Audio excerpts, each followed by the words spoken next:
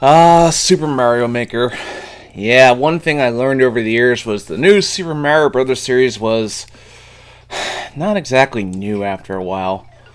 More on that for another time.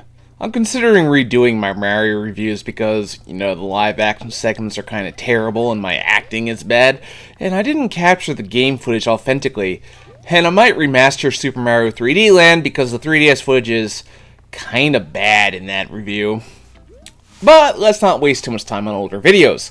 Let's take a look back at Super Mario Maker, or as many of us called it, the only remaining reason to still own a Wii U. Heh. Well, I remember when the game was first announced. The idea was brilliant.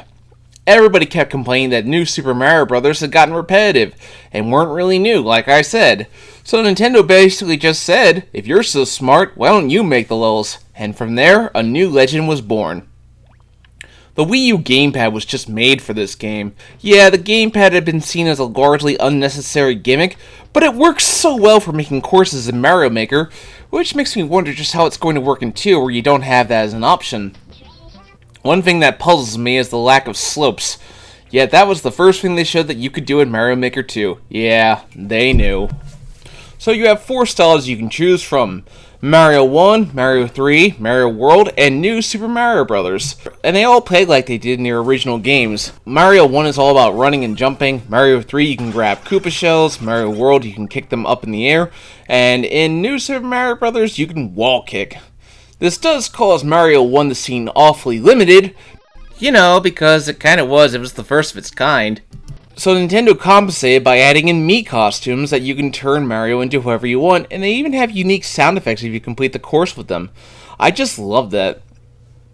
They even created new sprites for characters who didn't exist when these games were created, such as Magic Koopas in Mario 1 and 3, or an airship theme in Mario Bros. 1. It's a pretty inventive idea.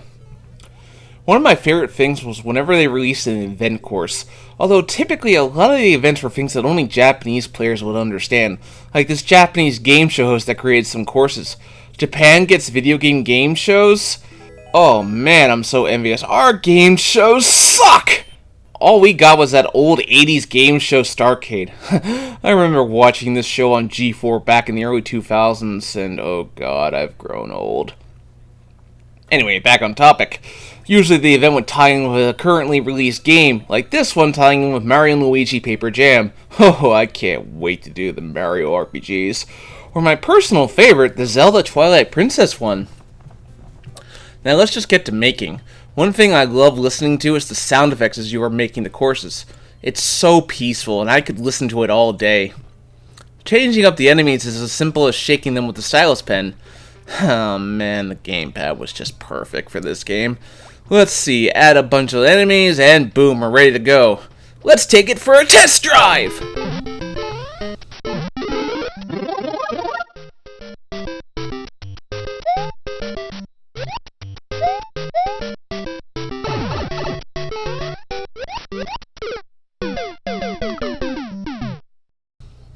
Well, never said it was perfect. You know what, let's take a look at the courses I made back when the game was new. Here's a good one. Luigi, the one-man army. A simple idea. Luigi getting the Starman and owning all these enemies? Yeah, sounds good. Except I got way too carried away with these music boxes to get to the end.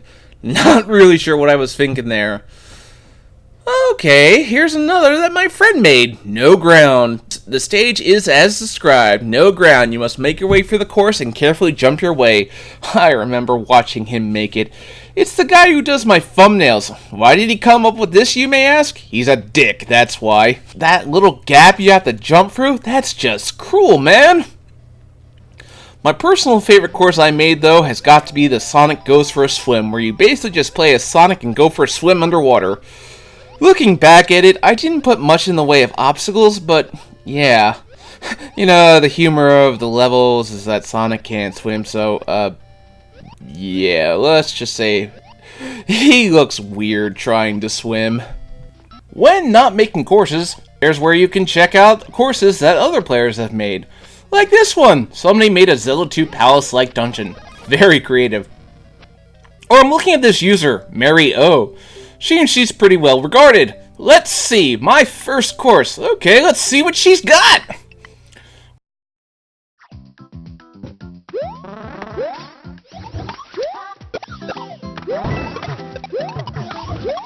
Oh no! Well, that's just wow. How does anyone beat that?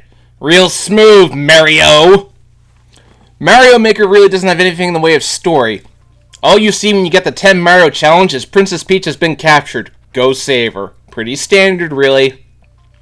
So let's see what courses I have to do. Kapow, huh? Ah, I rushed that too much. Be brave and get up close.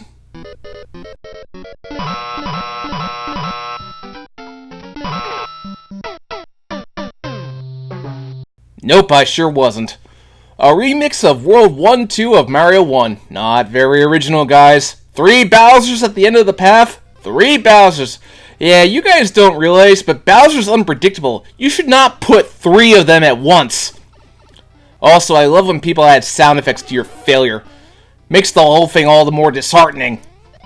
Or we can have a dance party. Never imagined we can have that in a Mario game. Anyway, you get to the end of the level, but Princess Peach is in another castle. How appropriate. Guess we'll have to do the 100 Mario Challenge. Yeah, the 100 Mario Challenge. Same thing, just with 100 lives. You don't need that many for normal or easy, but on expert, oh god, you will need those lives. On normal, first course is...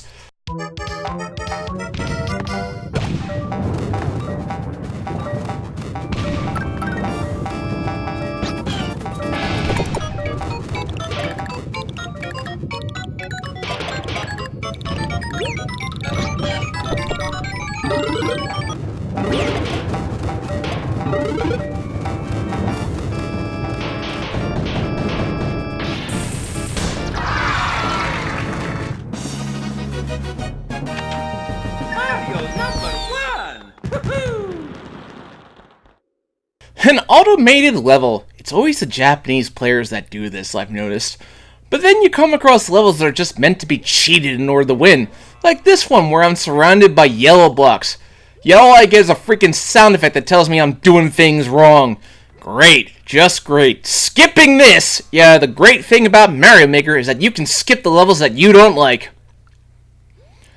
I think I wasn't supposed to move, but I didn't know that. I still made it to the end. You can't judge me. Oh, I made it to the end. It's blocked?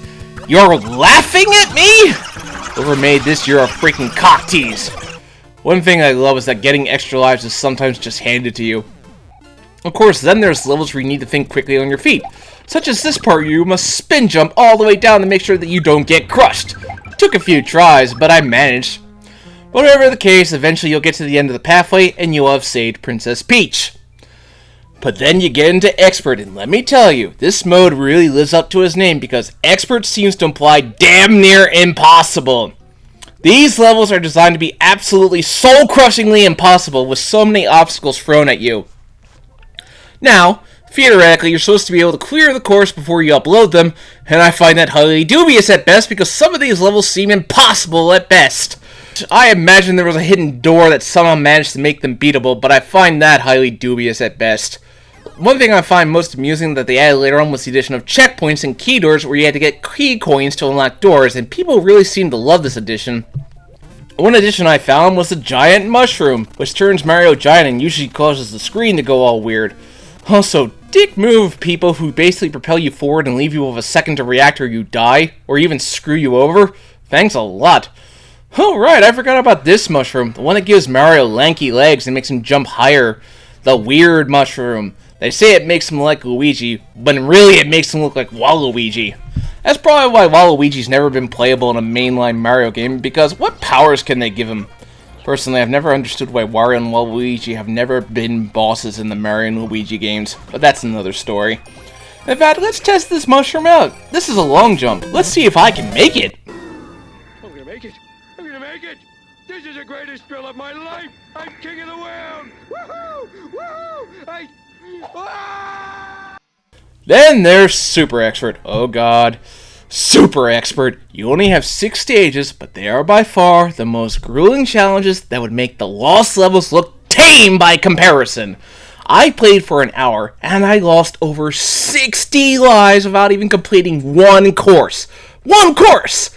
Super Expert? What's the point? Wasn't Expert mode hard enough? All Super Expert is just impossible courses stretched to their limit. You know, I remember sitting on the couch playing Mario Maker with my friends and we tried to clear the levels, but it would just prove impossible because the courses just got so broken! Ah! Well, before we wrap this up, let's look at the 3DS version real quick. Yeah, they made a 3DS version. The idea was fine, play Mario Maker on the go, but you couldn't share your courses online, which kind of defeats the whole purpose. And with the 3DS all but officially on its way out, there's really no point to this version, aside from the mode that has 100 unique courses created by Nintendo themselves, which almost makes the whole thing worth it. Best to get this at a discount like I did. So overall, Mario Maker is a good time. It was fun to let players get the chance to make their own levels after years of stagnation. But yet I wonder when Nintendo is going to make yet another 2D Mario. I don't think it'll be a new Super Mario Bros. Type game. That style has worn out. Maybe it's time to do a Sonic Mania retro-style game with Super Mario Bros. 3 or Super Mario World sprites. A guy can dream. Let's see what's in store. Thanks for everything, Super Mario Maker. Thanks for the memories.